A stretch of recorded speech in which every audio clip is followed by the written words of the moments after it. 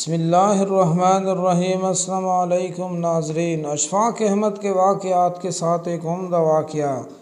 ایک شخص تھا جو بڑا امیر و کبیر تھا، بہت بڑا اس کا کاروبار تھا جس میں درجنوں ملازمین تھے۔ اس کا گھر بھی کافی بڑا تھا، اس میں بھی نوکر چاکر کام کرتے تھے۔ دن بھر وہ اپنے بزنس میں رہتا، شام کو گھر واپس آتا۔ اس کا جو اپنا بیڈ روم تھا وہ ایک جوان العمر لڑکی صفائی کرتی تھی۔ ایک دن وہ اتفاق سے وقت سے پہلے گھر آ گیا۔ جب یہ اپنے کمرے میں آیا اور نوجوان لڑکی کو صفائی کرتے ہوئے دیکھا، بس شیطان نے اس کے دل میں خیال ڈالا کہ میں اس لڑکی کو روک لوں تو اس کی آواز کوئی نہیں سنے گا، اگر یہ میرے کسی سے شکایت بھی کرے گی تو کوئی اس کے بات کو نہیں مانے گا، میں تو پورے پولیس اسٹیشن خرید سکتا ہوں، ملازمین سب میری بات مانیں گے۔ لڑکی نے دیکھا کہ مالک وقت سے پہلے آ گیا ہے تو وہ جلدی سے جانا چاہا تو مالک نے فوراً ایک زوردار آواز میں کہا، ٹھہر جاؤ۔ وہ مالک کے تیور دیکھ کر گھبرا گئی۔ مالک نے کہا، سب کھڑکیاں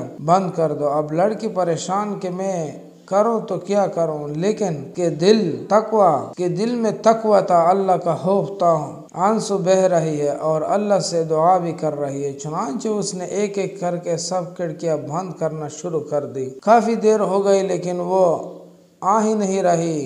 مالک نے ڈانٹ کر کہا، کتنی دیر ہو گئی، اب تک دروازہ کھڑکیاں بند نہیں کی اور تم میرے پاس آئی نہیں؟ تو اس لڑکی نے روتے ہوئے کہا، مالک میں نے سارے دروازے بند کر دیے، ساری کھڑکیاں بند کر دی، مگر ایک کھڑکی کو بہت دیر سے بند کرنے کی کوشش کر رہی ہوں لیکن مجھ سے بند نہیں ہو پا رہی۔ تو اس نے غصے سے کہا کہ وہ کون سی کھڑکی ہے جو تجھ سے بند نہیں ہو رہی؟ تو لڑکی نے کہا، میرے مالک جن کھڑکیوں سے انسان دیکھتے ہیں، کھڑکیوں سے مخلوق دیکھتی ہے، میں نے وہ ساری کھڑکیاں بند کر دی ہے، لیکن جس کھڑکی سے رب العالمین دیکھتا ہے اس کھڑکی کو بہت دیر سے بند کرنے کی کوشش کر رہی ہوں لیکن مجھ سے بند نہیں ہو پا رہی۔ اگر آپ سے بند ہو سکتی ہے تو آ کر بند کر دیں۔ فوراً بات سمجھ میں آ گیا کہ واقعی میں اپنے گناہوں کو انسانوں سے چھپا سکتا ہوں لیکن رب العالمین سے نہیں چھپا سکتا۔